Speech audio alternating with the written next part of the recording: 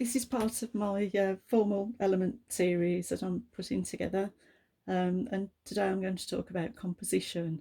And composition is about how images are composed on the page. It's like composing a piece of music. It's about how you arrange objects on a page for an effective composition. Um, this is a photograph of some pastel work that's quite large, actually. That's probably about A1, it's probably an A1 size, where I've used pastels to create lots of colour and a little bit of tone and patterned areas. And they were objects used for an identity project. That's actually when I was at college. I quite like that. I quite like the detail on the top there. Some of the perspective isn't fantastic, but I'm not talking about perspective today. I'm talking about composition. So it's about how I've decided to arrange objects on the page. This was a spoon. Um, if you're bored one day, get a metal spoon, turn it round, have a look in the back, and then draw your portrait through a spoon, and you'll see that the composition is quite different to what you would normally see in terms of the features and in terms of what's going on in the background. Okay, this here then is it is a project that I did with students, and it's taken the poem "The British" by Benjamin Zephaniah, and it was about illustrating all of the different cultures that have come together over the years, over the ages, really, to combine to create the British. Um, so again, there's different compositions here. Some of them are some of them there is stuff going on in the background. Others I've brought it more to the foreground. There are images where that is an aerial view of the pot, leaving the ingredients to simmer. I've thought about the size of the window for the final, which obviously needed to be larger than the other areas. So, I just had a bit of fun creating that. That is fine liner, water soluble fine liner with a tiny splash of water. And here I took the one image and I've used flour, flour and water paste, and some fabric medium as well on there. That's quite textured. That is because I quite like that composition. Partly because it was semi-abstract and it's a close-up, and so I took that one into a textile pathway. Right, more on composition then. This was the idea is small images, small objects on a piece of card, on a tiny little bit of card, and arrange them in a way where they actually touch each other. So there isn't a gap between the object here and the objects here. You can see the one sort of flows into the other. So that's about composition. It's about how the objects are arranged on the card.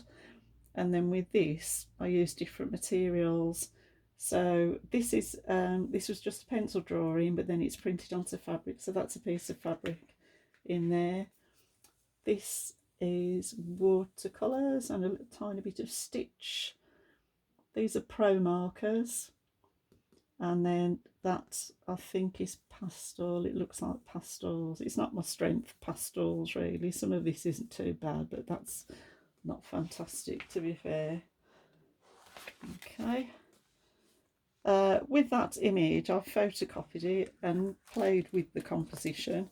And so this image, it's been photocopied on top, but I've turned the copy that's gone on top, I've turned it around so you can see where you've got the repeats, but they're on the opposite sides. But I quite like that really does mess with the composition, and it takes it into a semi sort of abstract image as well. A similar exercise really with with one object this time, one object, and different sort of leaves in the background representing sort of four mini compositions, but then an overall composition as well. And as before, I've used different techniques in each square. Still life. This is years ago. This is a very long time ago, and so is these actually. I think I used something other than a brush to paint this. It looks very textured, but again, it's about how the pot has gone into the background, the apple and the cloth has been brought into the foreground, and here the objects on the plate will have been arranged so that they're in the centre of the page. This was on holiday somewhere, and it represents the courtyard of where I was actually staying.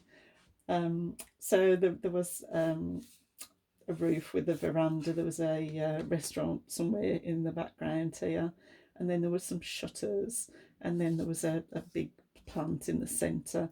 But it didn't look like this. That composition is imaginary. I wanted to make something that was a little bit more abstract and represented in a small space where I had been on holiday. So I've used artistic license on that composition.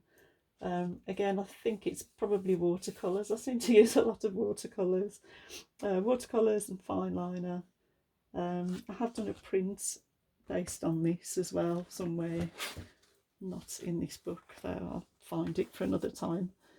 And then the last little bit, these little watercolours, again, they're based on holiday photographs, different places, mainly France and Italy and Spain, where you get fantastic doors and beautiful architecture and the colours as well that you see when you go to some of the places in Europe. But then I've scanned these. I've decided I wanted part images, so I've made decisions about the composition.